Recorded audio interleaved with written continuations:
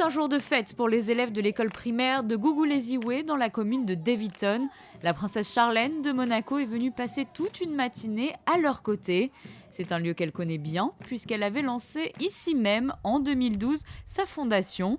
L'école est située dans la région de Benoni où elle a grandi. La princesse de Monaco s'est donc penchée sur l'avenir de ses enfants par le biais d'un important programme. First of all, obviously my hometown is very close to my heart, and we started a program with my family to help educate at school.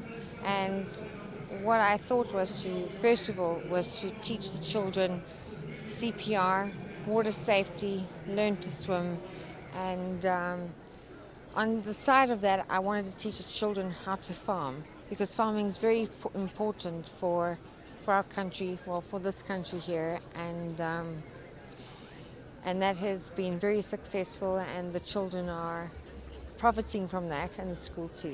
Ce jardin potager est un réel espoir pour la commune. Il emploie de nombreuses femmes du village qui cultivent quotidiennement la terre. Les légumes sont en partie offerts aux habitants du quartier, l'autre moitié étant cuisinée à l'école pour fournir aux enfants 2 repas équilibrés par jour. Ce que j'aime ici, c'est que l'on apprend beaucoup de choses. J'aime aussi le fait que l'on mange équilibré. Nous faisons souvent du sport. En fait, ils nous permettent d'apprendre des choses que l'on n'aurait jamais su. Quand je suis à l'école, j'ai l'impression d'être à la maison. Nos maîtresses s'occupent très bien de nous, les cuisinières aussi. Entre enfants, nous pouvons jouer ensemble, manger ensemble, partager beaucoup de moments de joie. Nous avons beaucoup de légumes et nous mangeons très sainement. La nourriture est très bonne ici. Et à n'importe quel moment de la journée, quand j'ai faim, je peux aller en cuisine et l'on me prépare quelque chose. Notre école est une très bonne école, on nous apprend beaucoup de choses académiques. Les maîtresses sont très gentilles, nous enseignent tout ce dont nous avons besoin de connaître aujourd'hui. Nous avons une école bien équipée, nous pouvons pratiquer beaucoup de sports, le basket, le football, nous avons des filets. Donc oui, c'est vraiment une super école et les dames qui s'occupent de la cuisine nous préparent de très bons repas. Ce que j'aime dans cette école, c'est qu'il y a beaucoup de nature, de nombreuses plantes et d'espaces verts. J'aime beaucoup mes professeurs et particulièrement mademoiselle Mowela.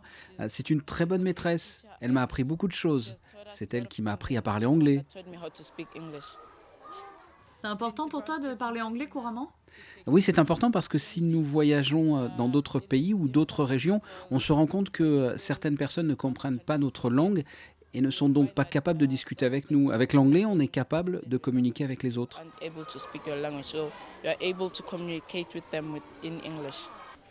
Honisa, is it a rectangle? A rectangle. All right. Cette école, construite en 1955, est aujourd'hui un réel modèle dans la région. 17 professeurs encadrent les 900 élèves âgés de 4 à 12 ans.